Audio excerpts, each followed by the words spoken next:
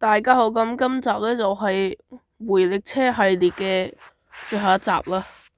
咁今次會介紹一集係 Chikawa Days 嘅輕鐵。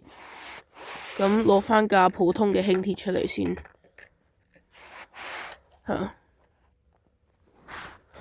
咁佢冇寫係第幾架嘅，始終呢個特別版啦。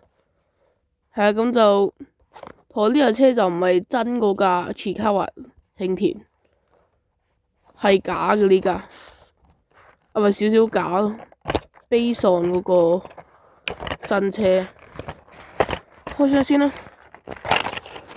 咁樣，咁就攞架真車過嚟比較下先。一個又寫路線嘅，一個就寫 Chikawa Days。同埋大佬你司機點揸車你印喺前面，咁啦，跟住前面有個 Chikawa 度，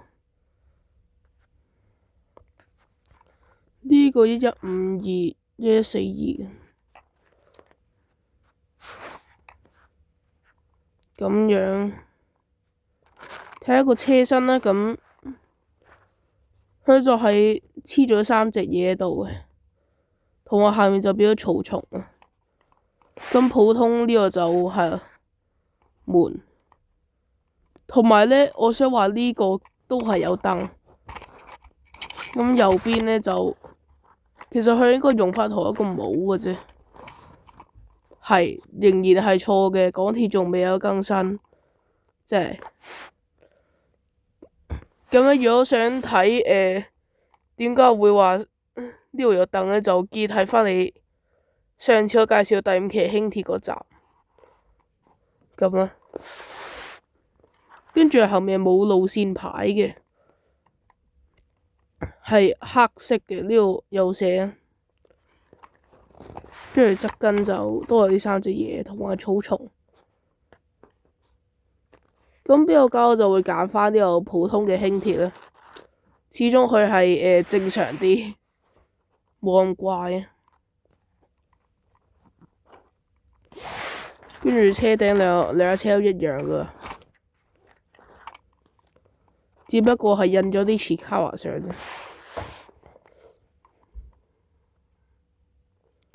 咁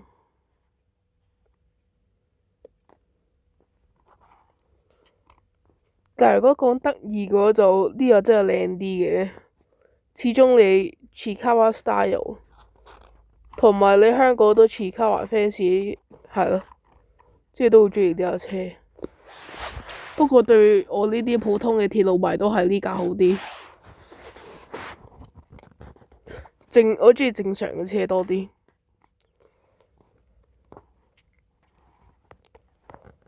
咁啦。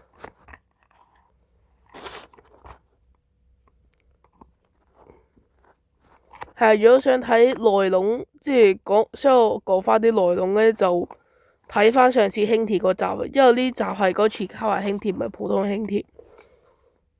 咁咯。